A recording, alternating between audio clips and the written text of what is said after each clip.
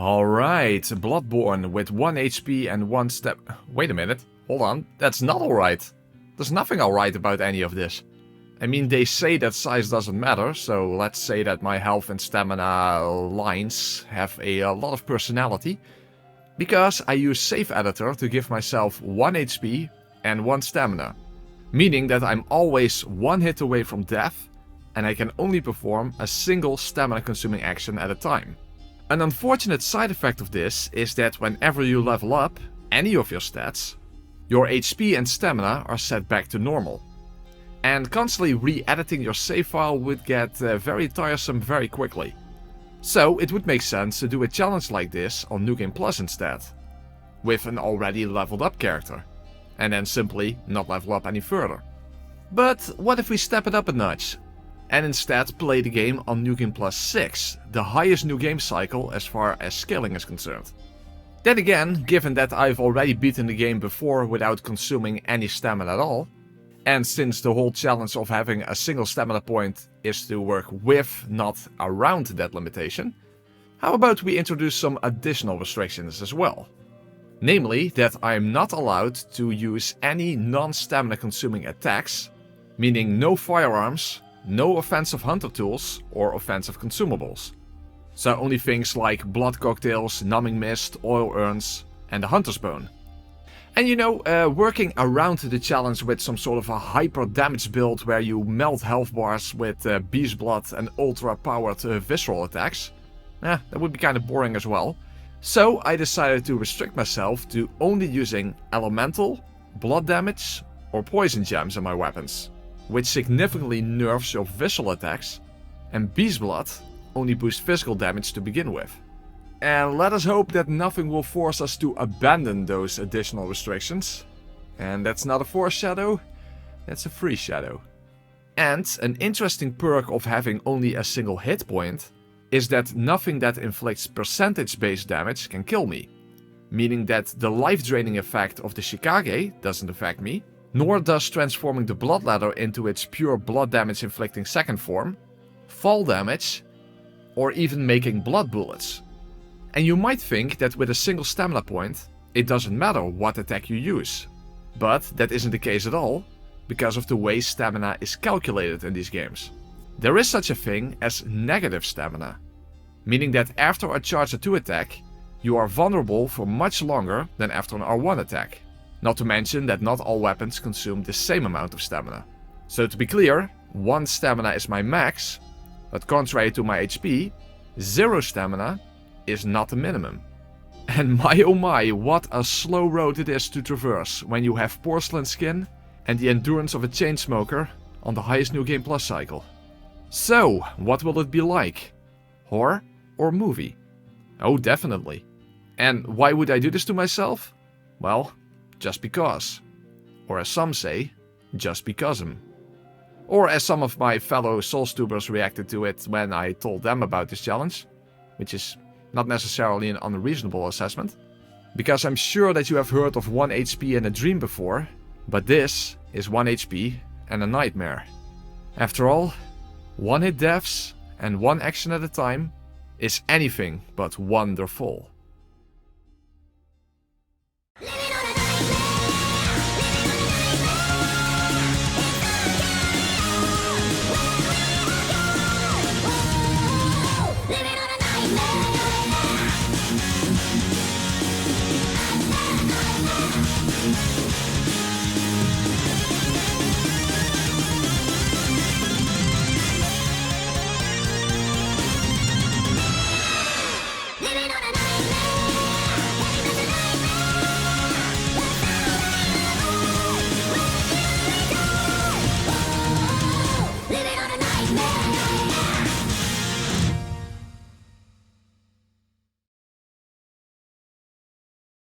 So how does that work? How does the game work when you only have 1 stamina? Well, it works very peculiarly. Is that a word? Peculiarly? It works in a peculiar way. There's a weird quirk, by the way, because obviously you cannot run without stamina. However, there's a weird thing with loading screens. After a loading screen, if the very first action you do is the running animation, you can actually run. However, doing anything else will cancel it out. So if I now stop, Now I can no longer run. And of course we have zero margin of error given the fact that we literally have only 1 HP. Oh, that's, yeah, well, let that set the tone for the, for the entire remainder of the playthrough. Damn it, now I lost my train of thought. Probably among my other CDs, I don't know. Well, I'm definitely going to pick up the music box before taking on Gascoigne, as you can imagine. However, even that is going to be a bit of an issue. Because when you use the music box, you don't have that much time to get behind him in order to get a backstab. And the thing is, I can't run behind him. I have to slow walk my way there. While slow walking, it's more like a jog. I'm just jogging my way through the city of Yarnum. And then you also have to take into account the actual speed of the backstab that you're using. However, I have a sort of quote-unquote secret... What? Enemy, can you at least allow me to explain things before killing me? Okay, so what I was saying is... It looks like I'm holding no weapon now, but that's not the case. I'm actually holding the Cos Parasite. Now, the Cos Parasite is a shit weapon, as everyone knows. And when you don't have the rune that turns you into living cauliflower... it's basically like a regular bare fist attack. However, it has one benefit. That's the quickest attack that you can use when it comes to charge 2 attack. So it might be in certain cases that it comes in handy. And also it can help me out against Gascoigne in that sense. Another thing is that you might think, hey, this is the perfect type of playthrough for the Hunter's Bone. Because that allows you to dodge quicker. I wonder actually how many of you know this about Hunter's Bone. The Hunter's Bone decreases the amount of iframes you have. It makes your dodges quicker, but it lowers your iframes. So, yeah. Not, is it going to be helpful? I'm skeptical. You know, let's use a blue elixir. Hopefully I can now actually make it up the staircase here. And hopefully that guy will not fire at me. Very good. So, let's make sure I pick up the music box.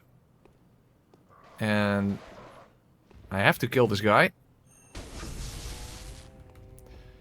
Now, so one thing that 2661, because one thing that using elemental gems does is it nerfs your visceral damage. So yeah, so we're not going for some sort of a one-shot build type thing. So that means we have to actually deal with only having a single stamina point and no margin of error. That's one of the reasons why I'm not using physical gems. But again, it doesn't mean that I'm not going to do good damage, because I do have top tier elemental and blood damage gems.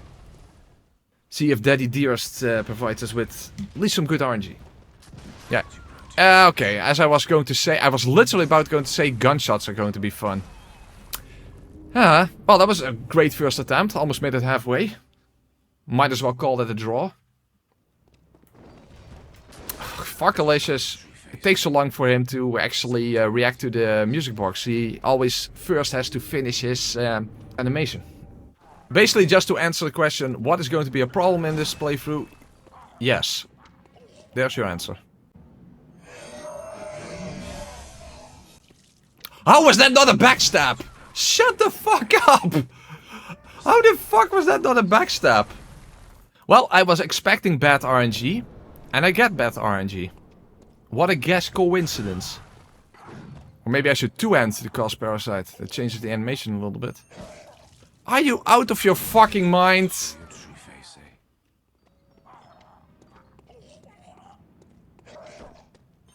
No! Oh, I did get him! Oh, that was lucky. That was real lucky. Wow.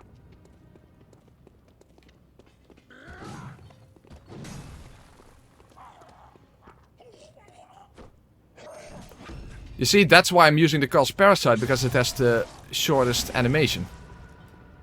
No, no!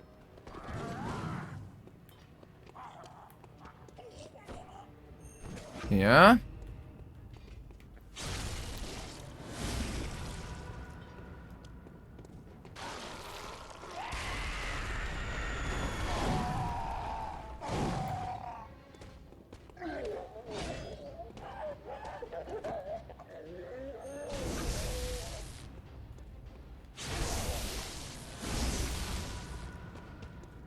Quickly kill him. Yes! That worked out. Awesome. Yay! First boss down. Well, there you go. Ah, easy. Almost halfway through the run already. Alright, with Daddy Dearest dead, we can make our way to Old Yarnum. Although not exactly quickly and without obstacles. Because this is not a run. This is more like a walkthrough, in a manner of speaking. Where it's not merely about fighting bosses. An actual part of this challenge is also to try to make your way through each area. Given that you cannot run past everything. And that you will get one-shotted by everything. Unfortunately, I cannot include every obstacle along the way in this video. But remember that the full live streams are linked in the description box. Yes, Slender Black, I love closed beta testing. I have blood cocktails, but I'm probably not even going to need them. But antidotes are going to be absolutely crucial in the third phase.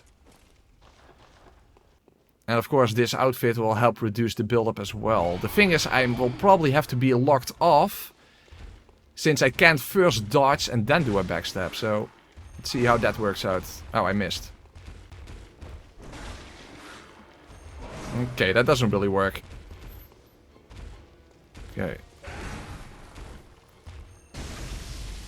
That actually surprised... Oh, fuck. I have to be very quick because there's, of course, a gap where my negative stamina has to go back to my 1 stamina. And otherwise I can't do a visceral, so...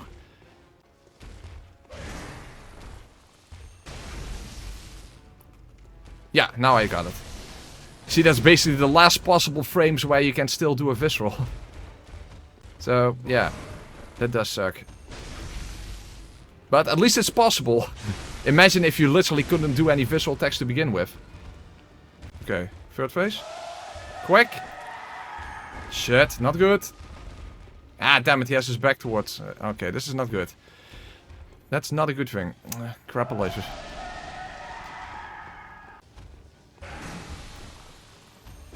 Ah! And that was with lock on.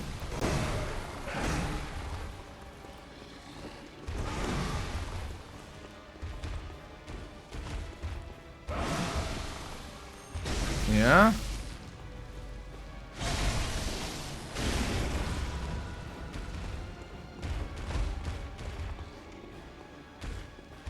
Damn it, am I fast enough? Please?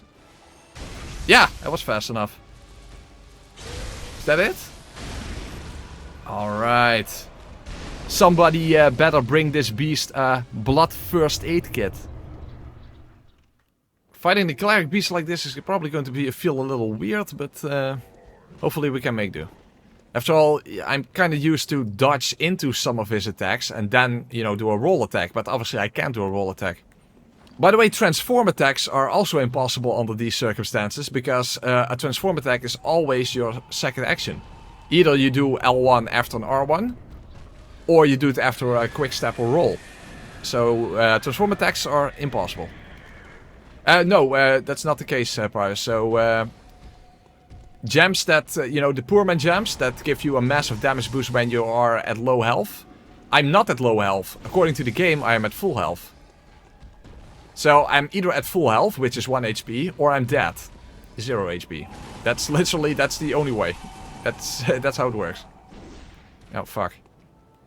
Now, even though we did manage to defeat the terror that skin flaps in the night on the first try, as you might expect, that is going to be a rare occurrence, and not even the cleric beast is that easy, when you not only have 0 margin of error to work with, but combat in general feels so different when you cannot rely on combos, cannot attack immediately after rolling or dashing, and you cannot run. And you probably don't even realize how much you rely on those things, and how much you will miss them when you cannot use them anymore. Fortunately, the blood ladder provides me with a quite significant reach advantage, and given that the blood damage gems that I have are more powerful than my fire gems, the blood ladder was often the blood better choice, even against most of the beast bosses who are explicitly weak to fire. Okay. That's the only way we can do a visceral after all. Okay, nice. Oh, greedy. Okay, we're getting close. We're getting close. Fuck. Maybe if I was quicker. Oh, okay, good. Good. Very good. Nice! That was a nice finisher. Done. At least it's a single enemy. You know, in the alpha version of the game, they had a duo boss fight here. Two beasts. One named Claire and one named Rick. But for the final game, they chose to combine it into Cleric. Now, normally I would go to the witches next, but since we don't need to pick up or upgrade anything, I immediately scheduled an Ameliaison with Amelia.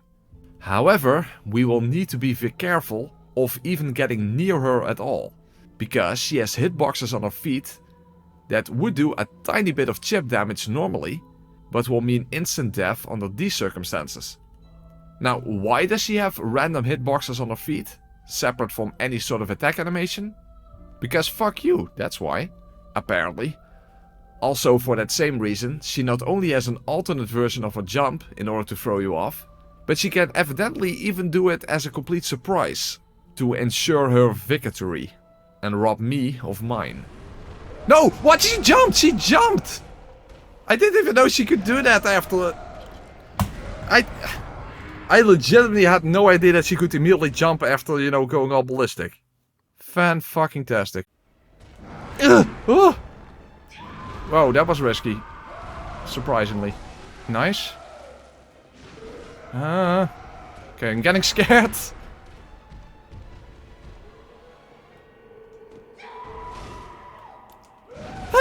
Oh no! Unbelievable. She's unbelievable. Fuck. Functionality is more important than size. Hey, it's not about size, it's about how you use it. In my case, probably quite poorly. Okay, you see, these guys are kind of annoying, but yeah, I guess having to deal with enemies that you normally don't have to deal with will be my cross to bear in this playthrough. I kind of like to have mushrooms as dessert, but after a meal, yeah, I usually don't have much room afterwards. Yeah, nice. Probably could have squeezed another hit out of that, but this is what it is. Okay, some nice bonus damage on the broken head. That's good. That's a good thing. Come on, Amelia. Rather than merely looking like one, be a deer and allow me some actual damage opportunities. Some good damage opportunities. Fuck. That was also a bit too close for comfort. But still no visceral. I would definitely appreciate that. Ugh! She can recover so quickly, that's really annoying. Ah, finally! Otherwise it will take ages to turn her into a big carcass. Oh! Now this time when she goes ballistic, I have to keep in mind she can... Oh, was still active, good. She can in fact jump after that. Oh wait, what the hell? Why is it not active? What kind of bullfuck was that? Son of a fuck.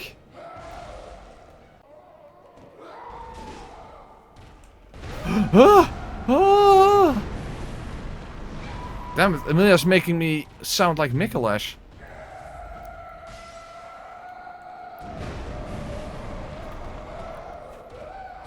An alternate version of the double-handed attack that can really throw you off. Fortunately it didn't.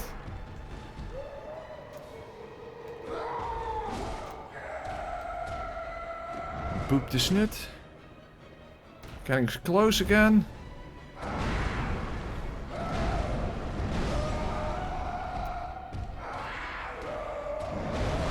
Oh!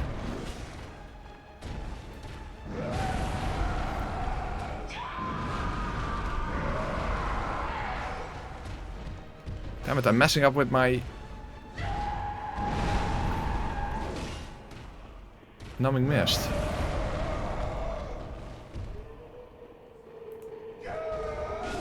I got her! Yes! Okay! Ah! That was unexpected. I didn't thought that would be the last hit. I didn't pay enough attention, but hey. Ha. Okay. There we are. Maybe not the most elegant kill, but I don't care. She needs an intensive care right now. Ow. They heard me mentioning intensive care, so the doctors were immediately on location. By the way, if you're enjoying the video so far, you might want to consider hitting that subscribe button, given that quite a lot of you watching are not subscribed. And you can expect to see a lot more content like this in the future, and I have lots of similar content already on the channel going many years back.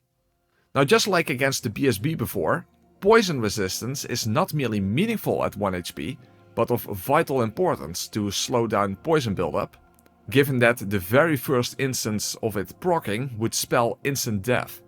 So I suppose that there is no difference between slow and rapid poison in this case.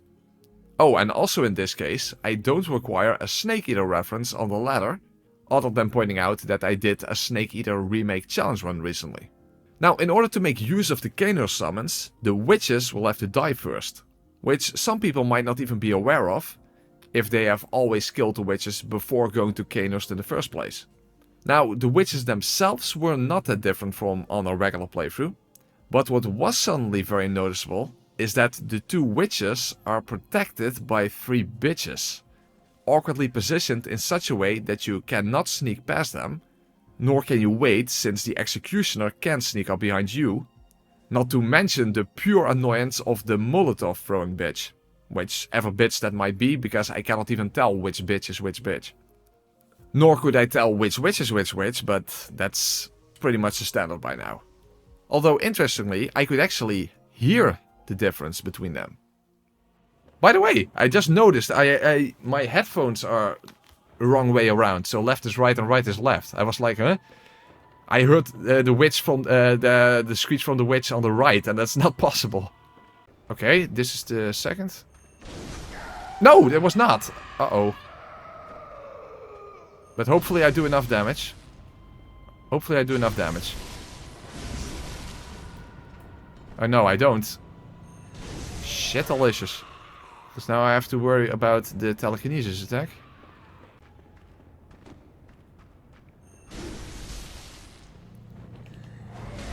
Shit, still not enough. Please don't resurrect the other one. Okay, I got really lucky. I heard them. The reason I turned around is I heard the noise behind me. So that's the reason I turned around. Good thing I figured out my headphones. That's a good point, Wingnut. That's a good point. By the way, the horses of the hearse are done horsing around. Or maybe we can melt them together and then we have a mini Ludwig. A Ludwig plushie. Oh, that would be adorable. Oh, with a tiny little Moonlight Greatsword. Or Moonlight Little Sword. Yeah. Ow. That's less adorable. Well, at least the door is already going open. Alright, so now we are in Kanos Castle. And a lot of you might be unaware of why it is called Kanos Castle in the first place. Well, the reason for that is because these types of buildings are usually referred to as castles. So it wouldn't have made sense if they would have called it something else. Of course they would call a castle a castle. Why the hell were you even confused about that in the first place? Some people out there. And speaking of how things are named, given that we fight them on a rooftop, shouldn't a better name have been Hygarius instead? Although in this context, the actual boss fight was the run back, or walk back I should say, with that one annoying fuckface of a blow dart guy, next to the ladder leading to Hygarius, that I will have to climb over and over again. And not even blue elixirs that I obviously didn't want to waste in the first place, worked consistently. Now eventually I was smart enough to just say fuck it and simply make an USB save in front of the fog wall.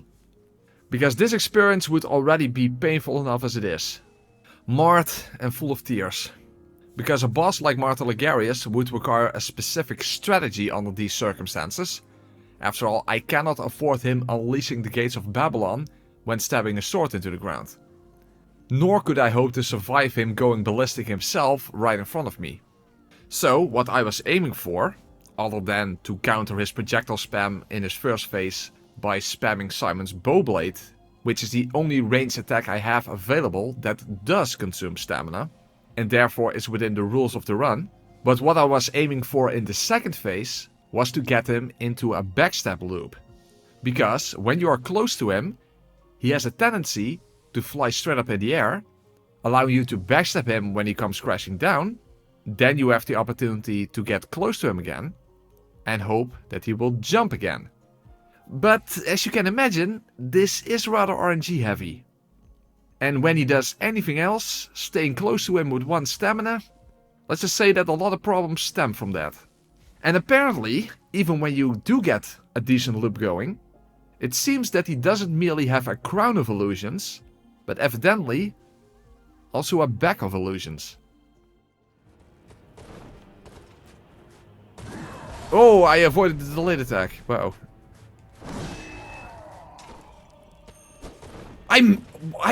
What the fuck? How did I miss that one?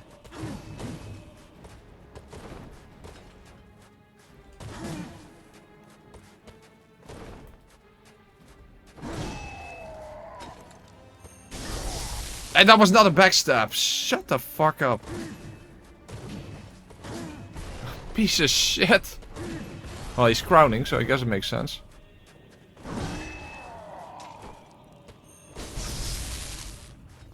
I hate that he's against a wall again.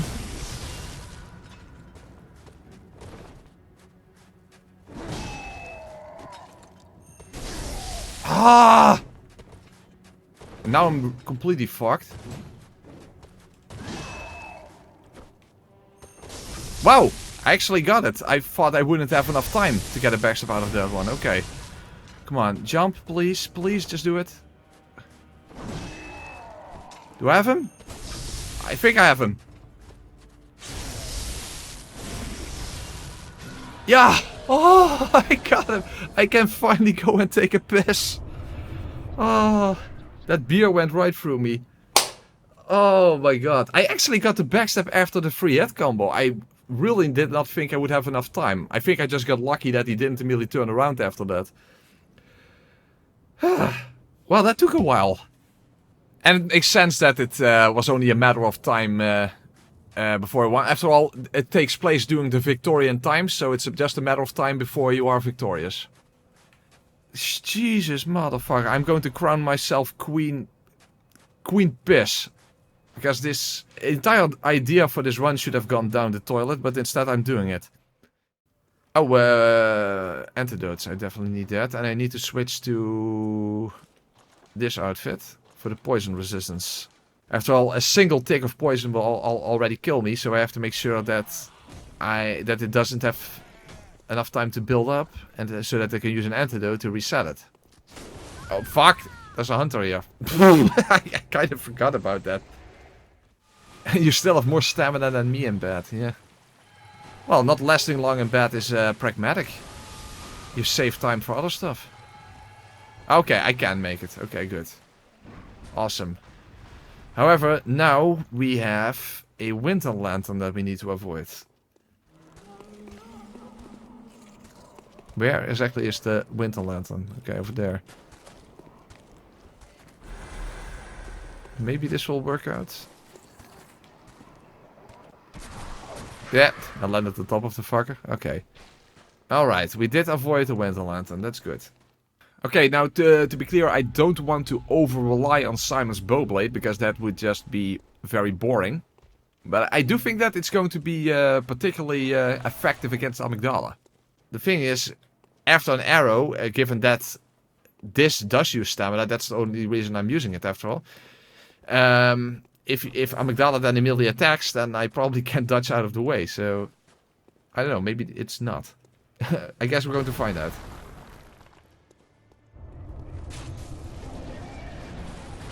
Okay, I actually missed my melee opportunity, but that's fine. Oh, the damage is really good.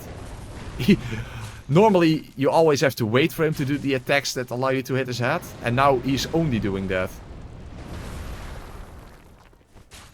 Well, we don't really need it, because our damage with Simon's Bowblade is pretty impressive, actually.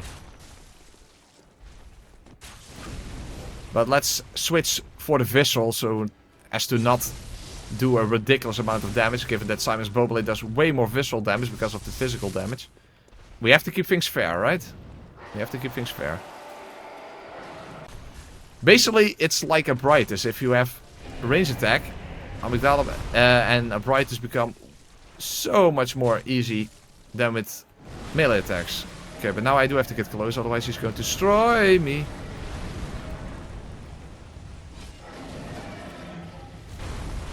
Do I have enough time? Okay, I could hit him because it was a vertical attack. Okay, that's good. Oh, ooh, I have to watch out for his legs. Vertical. Yeah, that works. Stab. Works as well. Oh, watch out for defeat. Otherwise, I will be defeated.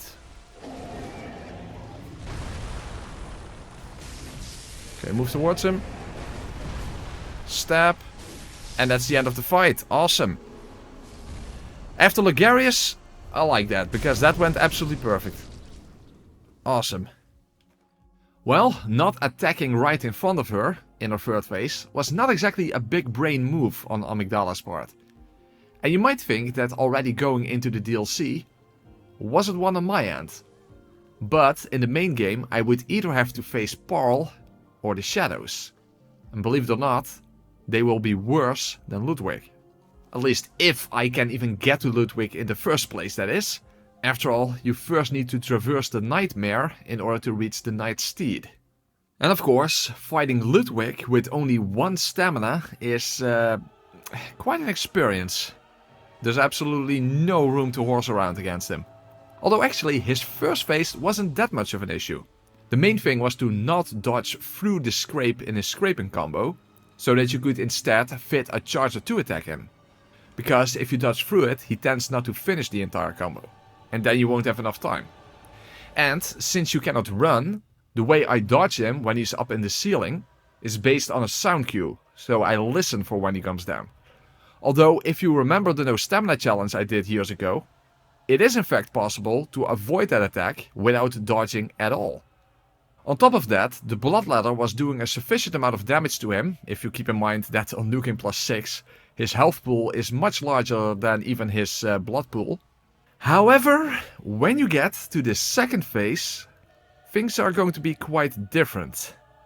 Not only do some attacks require you to dodge twice in succession, which I can't do quickly enough with only 1 stamina, but my recovery time after attacking is so long compared to how quickly Ludwig recovers, that I had barely any safe attack opportunities at all. Now, there is a no-roll strat that involves getting Ludwig stuck in a loop where he only does 2 attacks, but the thing is that I never actually managed to do that myself, and I wasn't simply going to figure that out live on stream. So instead, I simply had to survive while waiting for those very few attack opportunities. Basically, I constantly try to get to his left side and only attack after his triple overhead slashes, or when he does his double slash on his other side. And simply hope that I could survive in between. And of course, after the giant AoE is an obvious attack opportunity. But other than that, there wasn't really much that could be called safe, or at least safe enough, given that I obviously have no margin of error to work with. So, it's all about surviving long enough to even make use of those windows at all. And as long-time viewers know well, me and windows don't get along too well. And on top of that, me and walls also don't go well together. Why is he against this pillar again? Look at this! I hate that. Why can't he simply move towards the center of the room? Like, this is fucked. Come on.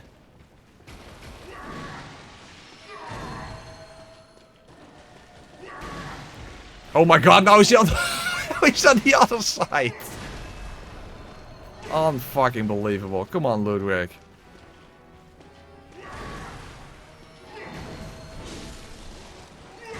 What a bunch of fuck. Oh fuck, no, he didn't. Oh, whoa, I got lucky. I got real lucky there.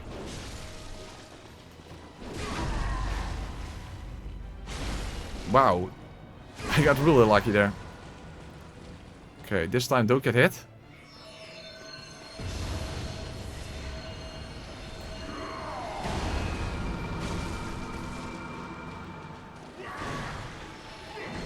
Ooh, whoa, he turned him. Oh, fuck. Okay.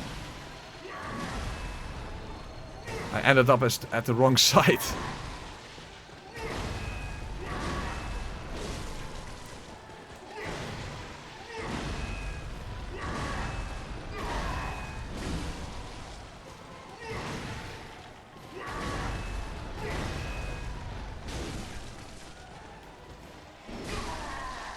Do I have him?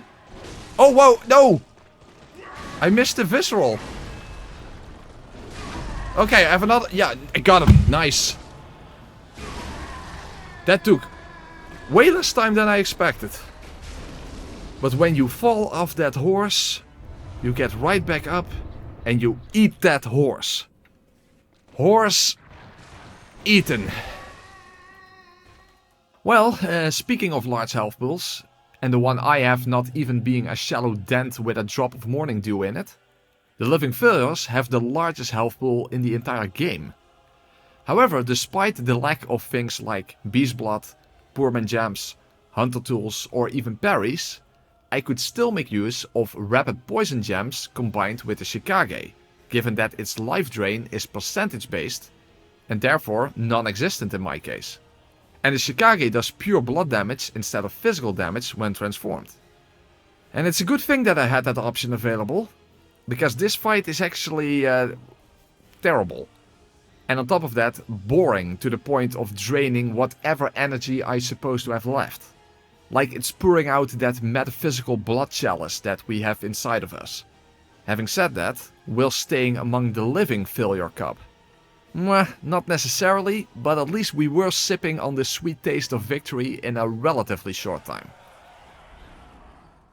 Very much unlike against Lady Maria, which instead of taking 3 tries, took over 3 hours to defeat. Although in hindsight, I'm not even sure why, because it shouldn't have.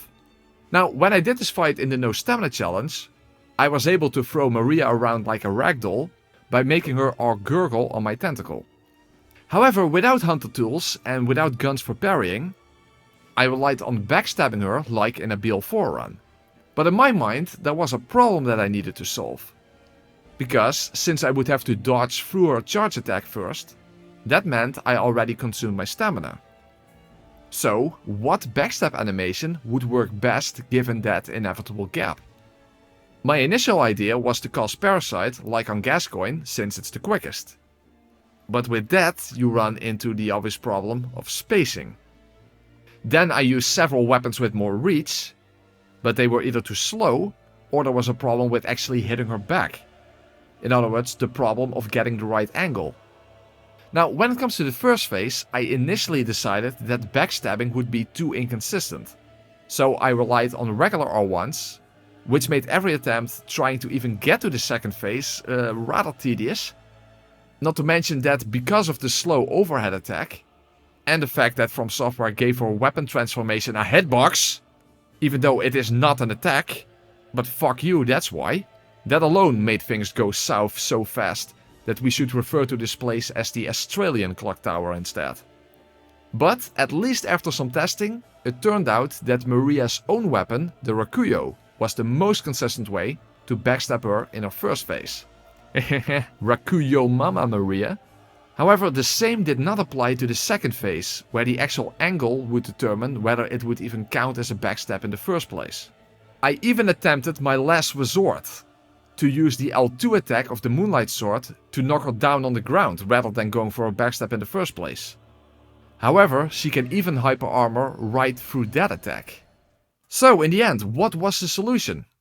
Well, the solution was to stop experimenting in the first place, use a different mindset, and simply approach it like a regular BL4 run without any sort of special additional strategy. Basically treat it like BL4, but with even more awkward backstabs because of the weird delay in between.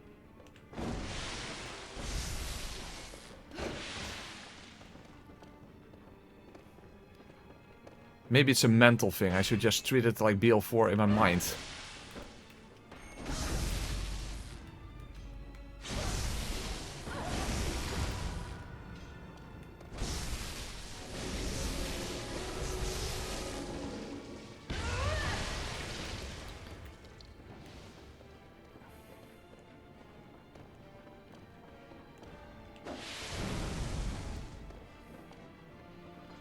Just think of it as a regular BL4 run.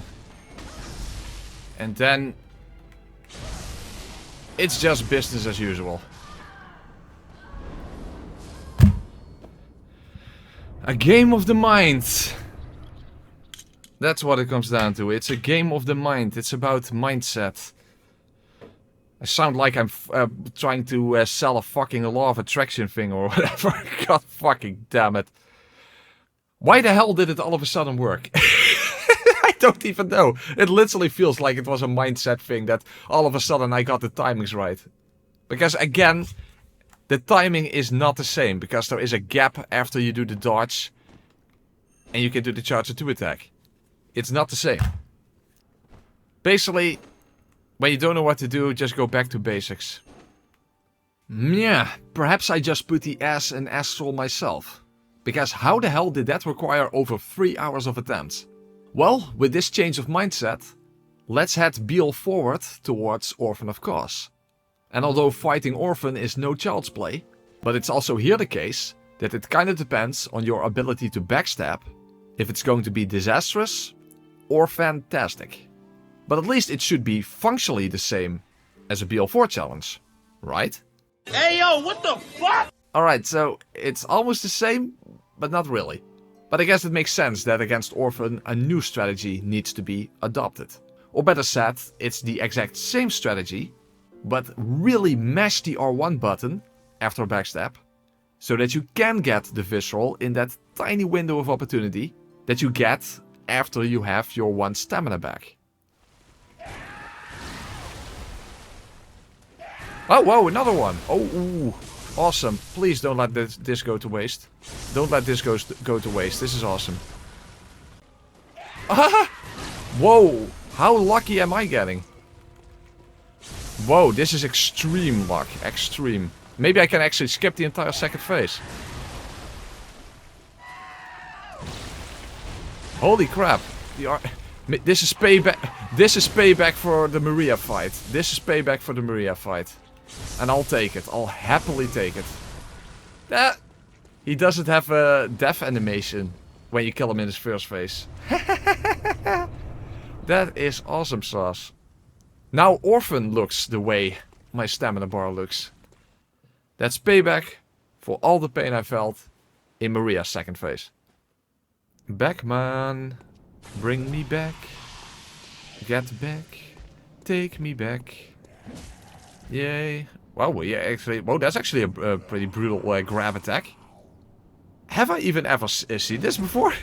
This doesn't even look familiar. Okay. So, let's go and check how our damage output is. So, we have either Lucas Holy Blade with fire, or we have the Blood Ladder.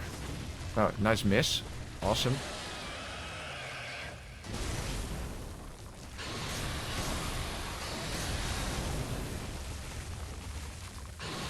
That went about as well as I thought it would.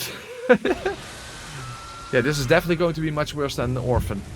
The thing is, the last time I had an actual proper fight against Parl, that was before Elden Ring came out.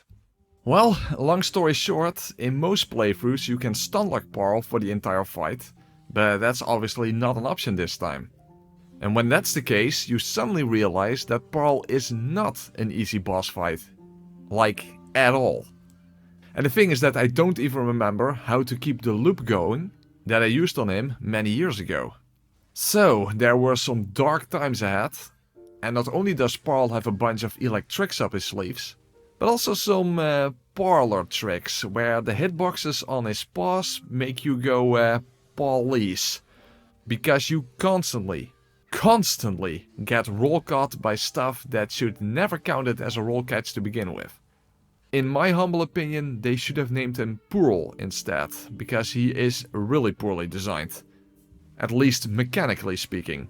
Which is a shame since visually he is one of the coolest boss designs, and there's also some really interesting lore around him and the Spark Hunters when you look at Bloodborne's meta-narrative. Also, this is the fight where I actually first noticed that the recovery time of Ludwig's Blade's R1 attacks is actually longer than the one on the Bloodletter. Although I did ultimately settle on using the Whirligig Saw with fire gems. And you might have wondered about serrated weapons, given that I've been using the Bloodletter on most beasts so far. However, the thing is that generally speaking, the Bloodletter already does 20% or more damage than any serrated weapon, meaning that the additional boost that the other weapons get from serration is basically cancelled out to begin with. And even in this case, the damage difference was pretty minor as well.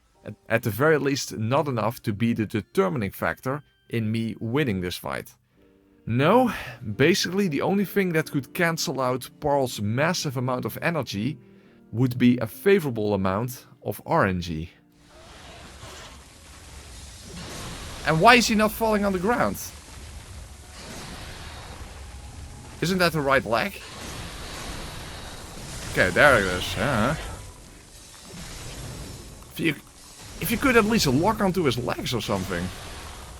Do something to make it feasible to actually hit something. You just never notice how absolutely shit this boss is. Yeah, the hitboxes what really puzzled me. Yeah, tell me about it. You don't notice it normally, that he is so bad. But yeah, he is really badly designed. And the thing is, I don't even know how to deal with his second phase, because I don't really know what happens in the second phase other than the fact that he all of a sudden shoots projectiles after every claw strike, so... Hey, he's in the corner again, that's good.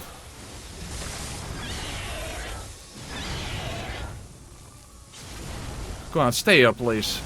Oh, I got him! One hit! One hit! Oh, okay, good. Fuckalicious. Oh my god, well, we got that shit show over. The worst thing is, he has almost no skin on his bones, otherwise I would have turned him into a carpet in the parlor. Well, I'm never doing that shit again. Oh, who am I kidding? I'm probably going to do another terrible run in the future where we have to do this again. Well, that just goes to show that you can't make light of the Dark Beast. But, with the Dark Beast bested, we have no choice but to go into even darker shadows.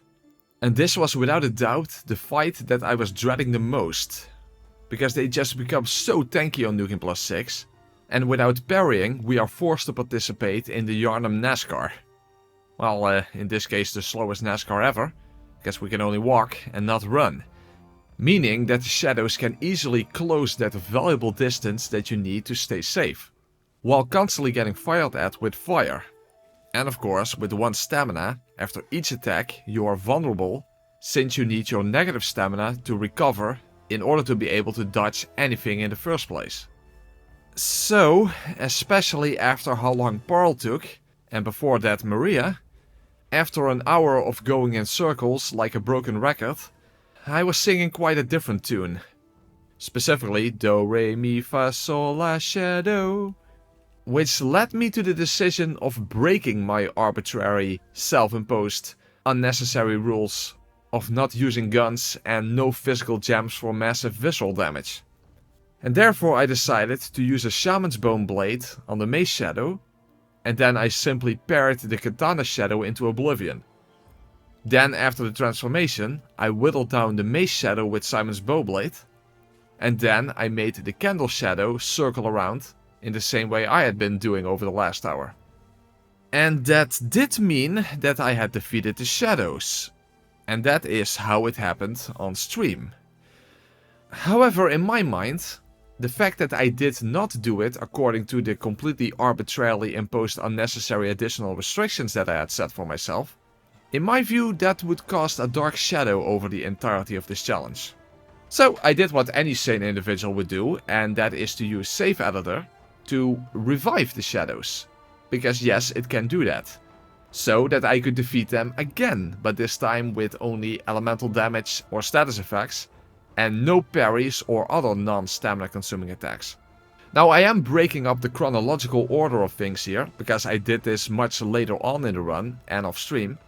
But as you will see later on, something happened that made me realize that if you can't move forward, become Squidward to make your attacks go outward.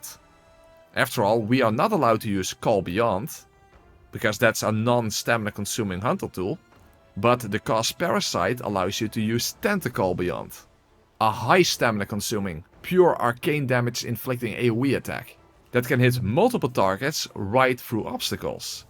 Ah, that doesn't merely look promising, right? That is a parasite to behold. Well, unfortunately looks can be deceiving, because it's not exactly as effective as it might appear to be. Because the shadows can easily kill you before the attack even goes off, they can hit you through obstacles as well, and although it can stun them, doesn't imply that it will stun them. Meaning that they might still end up attacking right through your attack. And although the Maze Shadow tends to only use fireballs, but he can also be pretty amazing with his melee attacks. Well, from his perspective at least, and definitely not mine. On top of that, contrary to what you might think, hitting all 3 shadows at once is not a positive thing. When doing it like this, it's pretty much inevitable that you will have to deal with all 3 of them at once when they release their Serpent anger. And if you are then unlucky enough to throw Snake Eyes, they can even summon the Giant Serpent, who on a side note lore-wise was once a human nobleman, Serpent. But the thing is, if their health gets low enough, they can already do that before only a single one of them remains. So, despite my damage output, this still took an ungodly time. And I needed to take incredible risks after they transformed, given that they then gained their stretchy arm attacks. Well, at least as long as the Candle Shadow remains, you can use the cheese tactic on him, forcing him to keep moving in a circle. Unfortunately, in my case, the Candle Shadow was not the one who remained. And the same trick does not work with the same effectiveness on the Maze Shadow. On top of that, I switched to the Shikage with Rapid Poison Gems, thinking that that would be an effective way to finish the fight. But it actually kinda wasn't. In fact, it almost got me killed right at the end. In hindsight, it's a shame that this happened off stream and I was recording without my microphone on. Otherwise you could have heard a noise not thought possible to have been produced by a human being, when I almost got hit by that melee attack at the end. Now you'd probably think that that was the biggest roadblock in the entire playthrough, right? Well, wrong. Or better said, wrong. Spidero dear, what a disaster. This is where I plunged into the deepest depths of despair. And no, it was not because of the absolute clusterfuck of small spiders that could kill me by simply farting in my general direction. At least not in and of themselves. Because if that was the only thing, it would just have been a matter of patience. Sure, you might get sick of them really quickly, but what truly made me feel under the weather was Rom's meteor rain. Yeah. Normally, you would avoid that consistently by running. But I cannot run. Now surely there has to be an alternative way to avoid it. Right? Oh hey, the Hunter's Bone allows you to dodge faster. So that seems to work. Until it doesn't? I mean, yeah, surely it works. Wait, hold on, it does not. Wait, what the fuck is going on here? Alright, staying close should work. I mean, I remember that from my no stamina challenge. Or does it? Huh? Okay, sidestepping, perhaps that will work? Oh wow, that looks promising. Oh no, it does not. You know, maybe it's a timing thing and I simply need to see the meteors coming. Evidently that's also not it. Wait, what the hell is going on here? Why can I sometimes avoid the meteor rain and other times I will get hit no matter what I do? There's just no consistency here at all. Well, that is precisely the problem. There is no consistency to it. The meteor pattern isn't always the same. Now when you can run, it simply doesn't matter.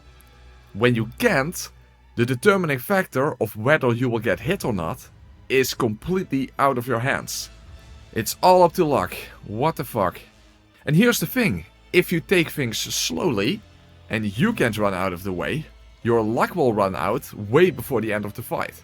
And if you take the risky approach and hope that by staying close to her, she won't do it as much, which is true, she tends to do it less when you're close to her, but then her attacks can kill you, and if that doesn't happen, there are 5 billion fucking spiders around you! And that is an unpleasant position to be in. And no, not even Simon's bowblade was going to help me out here either. It's like putting a bow on a pile of shit. Also remember that, chronologically speaking, this was right after me quote-unquote giving up against the shadows by breaking my additional rule set. So I really didn't want to also do that against Rom. After all, the only way to one-cycle her, in order to prevent the meteor rain altogether, especially on NG+6, would be by building up beast blood on her head, which also requires physical damage, or alternatively stun lock her with the flame sprayer. Without those options available, I could only skip her second cycle. The greatest amount of damage that I could do was with pure fire gems in the stake driver and use an oil urn to get double the amount of damage out of that. The problem is, when you do that, you still get the small spiders from the second cycle. Words cannot express how hard I got fucked in this fight. I would have almost called it romantic.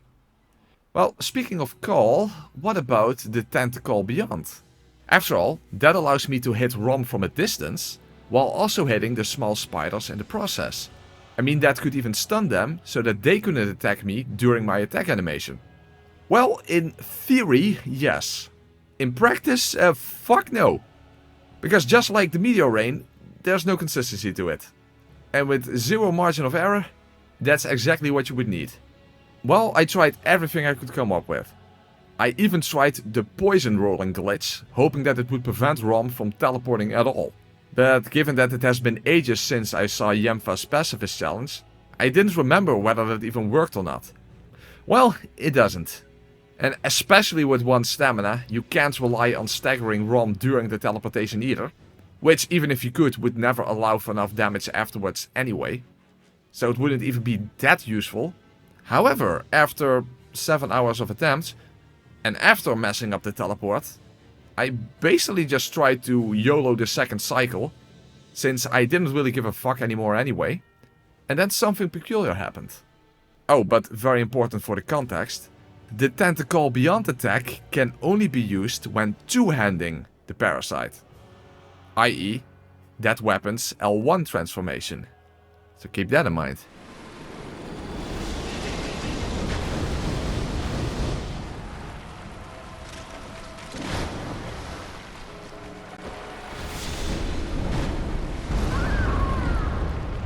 I wasn't two-handing!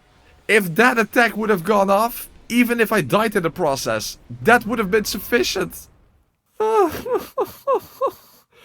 know what? Merely jumping through the window isn't enough to express this level of frustration. No, this calls for jumping through the window while defying the very laws of physics in the process. Well, then about an hour later or so, I happened to get close again.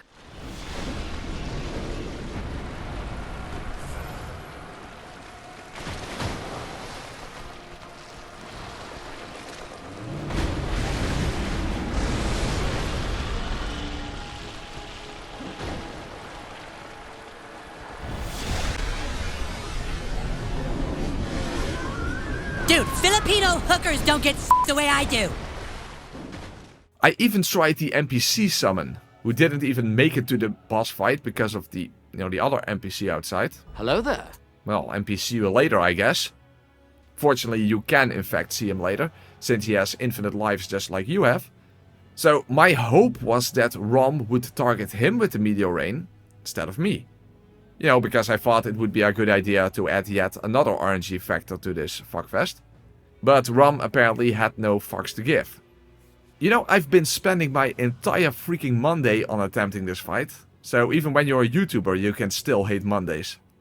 Although there might be something to not giving a fuck anymore.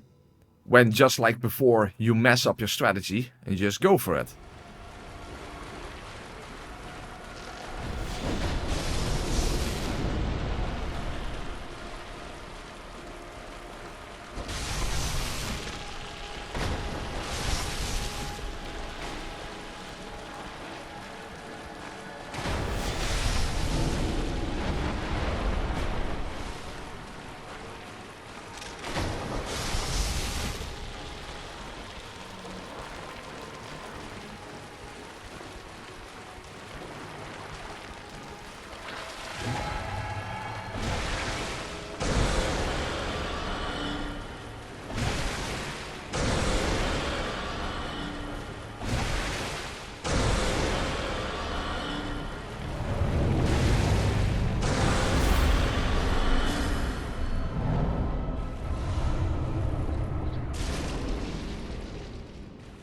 I honestly could cry harder than Yarnum was doing in the distance, and although it obviously was a matter of pure unadulterated luck, this would not be the only time that going hippie yippee yay with cauliflower power would help me out.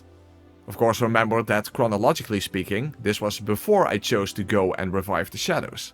In fact, despite their high arcane resistance, having an AoE attack that can hit right through obstacles was incredibly beneficial against the alien-looking, not actual alien aliens, countering the celestial emissary with my celestial emissions. Although, despite the fact that these are not actually aliens, I couldn't tell the difference anymore the moment they came down from above. Yeah, their annoyance level goes to infinity and beyond. Raindrops keep falling on my head. Also, to come back to those deadly emissions, there was an obvious problem with Abritus' third phase, given that she gains an automatically damaging aura that with 1 HP implies instant death if you even get near her at all. Or if she gets near to you, because she has several ways of closing the distance, even if you're trying to rely on a range attack, which in my case would have to be Simon's Bowblade per the rules. However, using that for the entire fight is of course kind of boring, so I chose to only switch to Simon's Bowblade when Abritus would enter her third phase. However, it was still a necessity that that phase would go by as quickly as possible, because again, if she merely closes the distance, that would spell instant death for me. But if I wanted to get her health as low as I could before she enters the third phase, I would have to make sure to not break her head until late in the fight. Because that's my best opportunity for massive damage, obviously. And I will have to make the cosmos out of it. And also I wish I had a laser scope on Simon's Bowblade, because it would help with aiming at her head if I could dot her. Okay, now I'm just trying too hard with my wordplay, but you have to admit that saying things in an unnecessary and convoluted way is quite theme appropriate, given that I am, playing in an unnecessary and convoluted way. Yep, this was not my brightest idea. Yeah, good.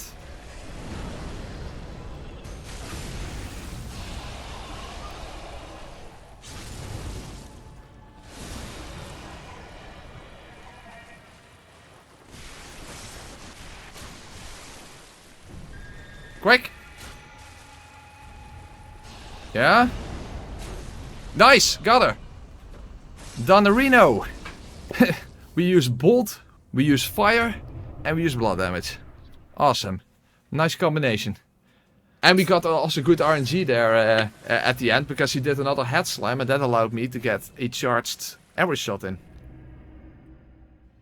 Now initially the One Reborn came across like a giant pile of problems, since I didn't seem to have the damage necessary to keep it on the ground for the entire fight. Not to mention that I had a tendency of getting my bell rung by the Bell Maidens before even getting to the boss. Fortunately I could clean their clocks with uncharged R2 attacks from Ludwig's Holy Blade, and then I could squeeze just enough damage out of the pure fire damage gem powered pile bunker after repeatedly oiling up this bunch of boners for absolutely explosive results. A skeleton of damage. In fact, I smashed him so hard that I was completely covered in his juices afterwards. So yes, even 1 HP and 1 stamina is still twice as good as One Reborn. Now, as we enter the nightmare, there was something that some of you might have been wondering for this entire video. How can you possibly get past the Brain of Menses with 1 HP?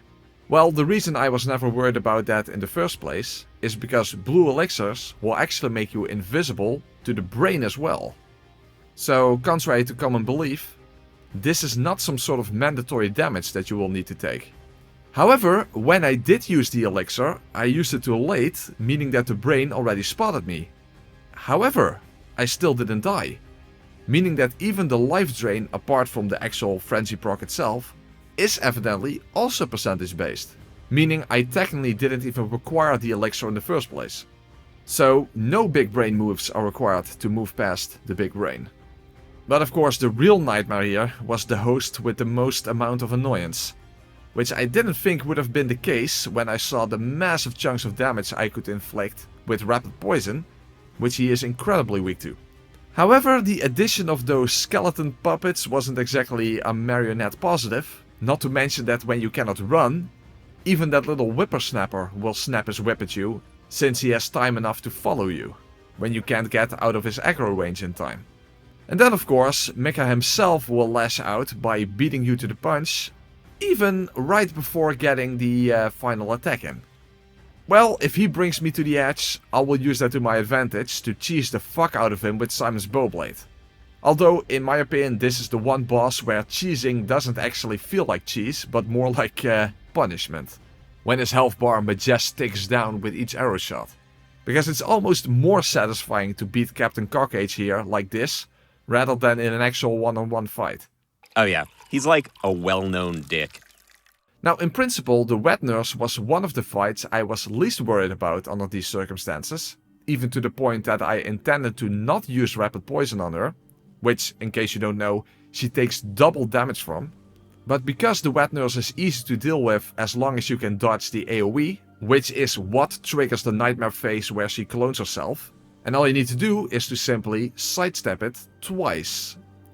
However, despite the gap between my dodges visually being very short, meaning that you think it wouldn't matter, but evidently it did. Meaning I nearly wet myself when I realized I couldn't dodge the Wet Nurse's nightmare phase with one stamina.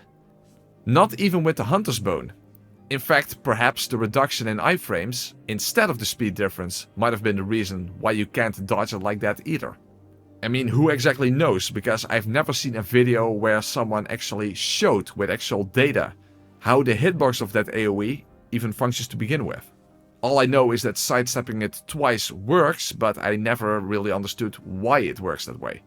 So all in all, Rapid Poison was definitely back on the table. Although it does take longer to proc than you might think, given that I get so few attack opportunities. However, surviving the attack of the clones would be as painful as watching the movie. Be that as it may, the amount of clones that she summons is based on how much health she has when she does it. And if her health is high enough, she won't summon any clones at all. Does she have clones now? Because I quite literally don't know. I don't see any, so I guess not. Because it would be nice if I can simply kill her before she does it again with actual clones. Whoa, whoa, whoa, whoa, whoa, whoa, that didn't hit me? I mean, I'm not complaining, but I was expecting her to jump, but that's not what she did. Okay, now let's hope that I can simply kill her before she does it again. But that very much depends on what she simply chooses to do. Quick, another attack, nice, okay, good. So yeah, the nightmare phases. Some people already suggested that that might be the case, but I thought, nah, it's not gonna be the case. But they were actually right. They were actually very much correct. Okay, if I get lucky, I can kill her before she does it. Or maybe I can even quote-unquote rush her when she actually does the summoning. But I don't know for sure, of course. Okay, let's just go for it. Come on. Oh, she's not. No! Are you kidding me? Quick. Oh. Wow. The proc didn't kill her. Okay. Wow. Holy fuck up the fuck up the fucker. Ah. I think I'm gonna need a nurse now, because my heart couldn't take that one. Jesus. Well, I initially didn't want to use Rapid Poison on her, but I'm very glad that I was able to do that. Fuck me. Like rain, her health went down the drain, or something. And yes, that's a wet nursery rhyme. Alright, we're almost at the end. I mean, only 3 more bosses remain, so how much longer could it possibly take, right? Well, the 4th stream of this challenge completely consisted of failed attempts at fighting Lawrence. 5 hours of absolute unadulterated, fiery, not even diarrhea-filled failure, since I only managed to get to his 3rd phase 3 times. And even when I did, he realized that he didn't have a leg to stand on anymore, and he laid down the Lawrence. in order to use his authority to veto my apparent progress. Or he used the arena to his advantage, which looks gigantic, but in practice feels as cramped as a hoarder studio apartment, with an already too large closet in it. Of course, having 1 HP against Lawrence in NG+6 is in and of itself already nightmare fuel, but I have beaten him before, more than once in fact, at BL4 on NG+6, which also implies that you cannot take any hit in the process. So, wouldn't those circumstances actually be worse? No. No, it would not. Because although in my mind it seemed that having 1 stamina wouldn't be that much different from fighting him normally, but I could not have been more wrong. Because the last fucking thing you want against Lawrence is a massive recovery time where you are completely vulnerable. And all my best damaging attacks did precisely that. Sure, I could inflict nice amounts of damage with Charger 2 attacks, or with the Tentacle Beyond from the Parasite. But remember that he only needs to hit me once, and it's already enough if he merely manages to scorch the tips of the hairs of my nutsack from the very edge of his 12 billion fire AoEs. Not to mention that Lawrence's AI has burning urethra levels of dickishness, like doing the Superman jump, which is a range attack, when I'm right next to him. How does that make any sense? He was probably like, there is no time to waste. Ironically, my true kryptonite was not a Superman attack, but this one right here. Arguably the worst attack in the entire game, which prevents you from staying close to him in the second phase, decreasing the few sort of safest attack opportunities I had. Unless you would use a no-roll strat where you stay behind him. Problem is, I never done that before, and I was evidently not going to be able to replicate that, since when I thought I was doing it successfully, he somehow managed to kill me by virtue of, I don't know, existing? Not even trying to cheese him with Simon's Bowblade worked out. The heat will just melt your cheese into a pile of fun duty doo-doo, minus the fun part. This was a complete unmitigated disaster of trying and dying over and over again. In a nutshell, rinse and repeat. So, we're leaving him as the final boss of the entire challenge. After all, after beating the Moon Presence, you can in fact Hunter's Mark out to prevent going into the next game cycle. The thing is that I didn't expect Lawrence to be such an obstacle, instead I was actually more worried about Gurman. And evidently rightly so. Even on BL4 I prefer to use a gun on him, not for visuals but to create safe attack opportunities. But with 1 stamina, it's even worse. Not to mention that in Psy form he has a free hit combo, which I assume to be undodgeable. However, if you dodge into him, he does have a tendency to not complete the entire combo, or he will delay it just enough for you to avoid the entire thing. But if you dodge away on the first attack, which you tend to do out of a reflex, that does spell instant death. Fortunately, an interesting side effect of the Bloodletter was that a Charger 2 attack, as long as it was a direct hit and not merely from the splash damage, that would actually knock him down on the ground.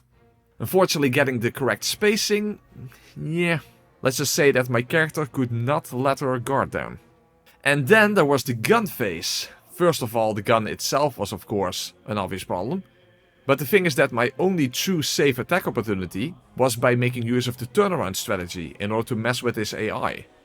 However, only a single R1 attack was safe, as any other attack would leave me vulnerable to a counterattack. Now, there is actually a way to get multiple attacks when locked off by dead angling your attacks, but that's once more a strategy that I never actually used myself before. So implementing it right now, out of nowhere, would obviously be an issue of execution. So, given that all of the problems of the first 2 phases would only be 10 times worse when he got into his second form, where he gains infinite poise, and how long I spent the stream before it on Lawrence, and the prospect of how long it could potentially take when returning to him, I decided to take the boring, yet what was left of my sanity retaining strategy of hitting him multiple times both with and in a row. Since other than the occasional dodges, this approach is in fact incredibly feasible against Gurman. Yeah, it is kinda lame, but in hindsight I am glad that I did it this way, Because although the Moon Presence is known as one of the easier fights in the game, and the worst thing was that the very first attempt looked so promising that I almost expected to get an actual first try victory here. However, when I inevitably didn't, that is where the flating spaghetti pandemonium fuckfest level of fuckness began. Because just like Pearl, the reason people regard them as easy is because in any practical sense, you almost never actually truly have to fight them in the first place. Now, with all the challenges I have done over the years, I am quite resistant to raging. Sure, I do tend to get annoyed a lot. But this time, especially after getting so close on the first attempt, and then almost constantly experiencing instant death in the majority of the attempts afterwards, this is where I noticeably got very frustrated on stream. Mainly because I desperately wanted to get this over with, since I had no idea how long Lawrence would take when I would have to return to him after this fight, given the entire wasted 5-hour stream the day before. Well, at the very least, the attack that sets your health automatically to 1 HP, obviously has zero effect when you already have 1 HP in the first place, but it still took 2.5 hours before the Moon Presence was no longer present. Meaning I could Hunter's Mark out so that Lawrence could be the final challenge of the entire challenge. However, if I couldn't defeat him before, what could possibly allow me to achieve victory now? Well, the solution was quite unexpected, namely the Shikage. And no, obviously not because of rapid poison, given that Lawrence has 999 resistance to it. No, it was about the blood damage, which is lower than his bolt or arcane defense. And the reason to use the Shikage instead of the Bloodladder this time was because this weapon could provide me with the highest amount of damage I could get out of an R1 attack, but with a low recovery window. Because what the previous stream made very clear to me is that I wasn't going to just power my way through this fight. No, this was about taking a slower yet safer and more relaxed approach, using an attack that would not leave me completely vulnerable afterwards. After all, damage output means nothing if you can't stay alive long enough to inflict it. And this allowed me the best of both worlds. Good damage per attack, with a low recovery window, which hopefully would allow me to stay alive. Regardless, we have 1 HP, and Lawrence has 40,566 HP on NG+6. 1 HP, 1 stamina, and 1 final remaining obstacle. Whoa, I survived the Superman attack, wow. I mean, I saw it coming and it was like there was no time to waste. I have to stay away from him now because of that attack. The problem is now the slow overhead attacks I can't punish anymore because I'm too far away. So that does suck. Maybe a head break? Oh no, apparently not. Do you have to work in the morning? This is my work. I'm literally working right now. Although the real work starts after a run is done, because then the video editing starts. No, I did not go to the university. I don't have any meaningful schooling. I'm 39. I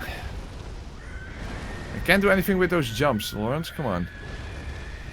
That's better. That allows for 3 hits. That's good. Oh, I missed! How the fuck did that last one miss?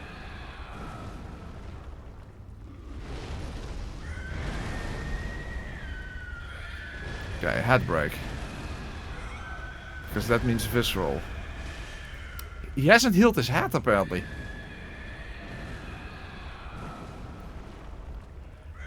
Yeah, I noticed that sometimes the fire shows up on your character even when you don't get hit.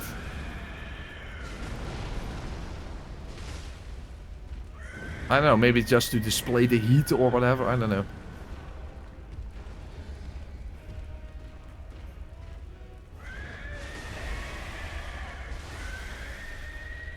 Oh, I have to watch out that he doesn't fall on top of me, you know, doing the phase transition.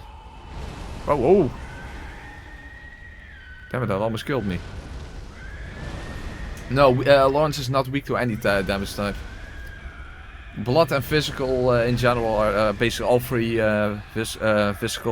physical ones are his lowest. Come on, I can't do anything with that.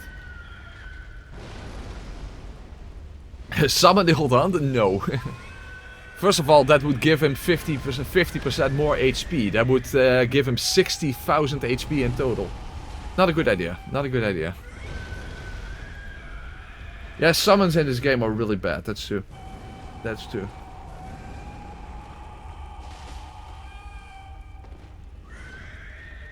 I would like to get another visceral before the phase transition.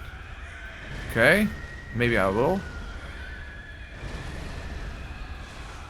Apparently not. That sucks. Well, at least Lawrence is now literally the final obstacle of the playthrough. Nothing left after this, and then this run is finally over.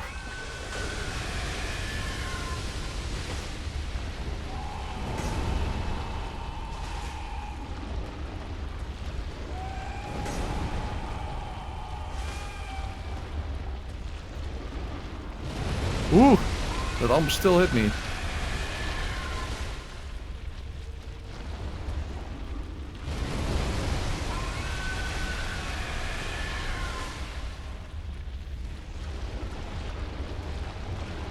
What's he doing? What the fuck is he doing?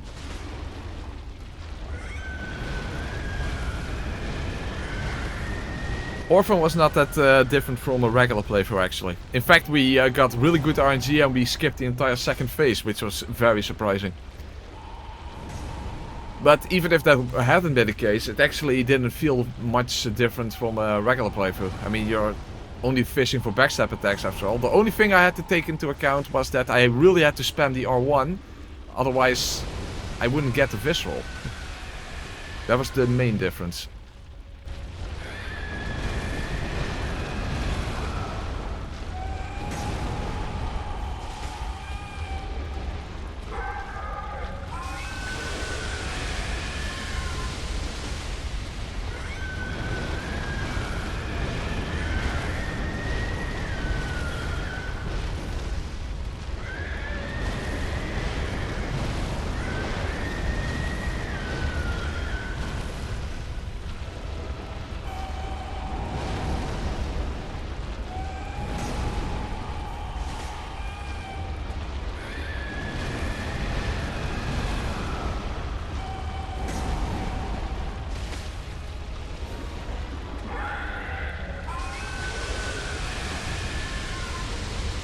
Bloodborne, 1 HP, 1 stamina, NG+6, all bosses, only elemental gems, no guns, no hunter tools, and all that shit. Fuck. My brain is melting like the lava coming out of Lawrence's ass that is no longer an ass but just the lower part of his body, which actually an ass kind of is when you think about it, but just the lower part of the body that remained. I don't know what the hell is even going on in my mind anymore. My entire brain is fucking gone. My entire brain is fucking gone. Fuck everything on the planet. Fuck everything in reality. Fuck everything that exists.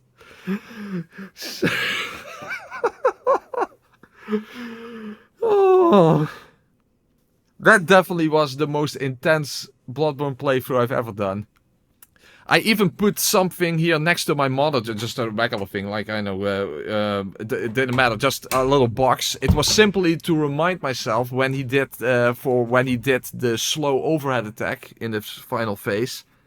Don't counterattack, even though that looks like a time to counterattack, because there will always be a follow-up attack. So I put it here or there just to remind myself as a visual indication, like, hey, when he does that attack, wait for the follow-up, then counterattack. Don't just as a reflex counterattack, because that will get you killed. The worst thing is, I'm probably going to do this in the other Souls games as well. Well, probably not Elden Ring, but at least Dark Souls 3 and Dark Souls 2. And Dark Souls 1 is different, apparently, because when you have 1 stamina, you can't roll for whatever reason. So it's going to be very similar to the next Dark Souls run I'm going to do. So I don't know that yet, but we'll see what happens exactly.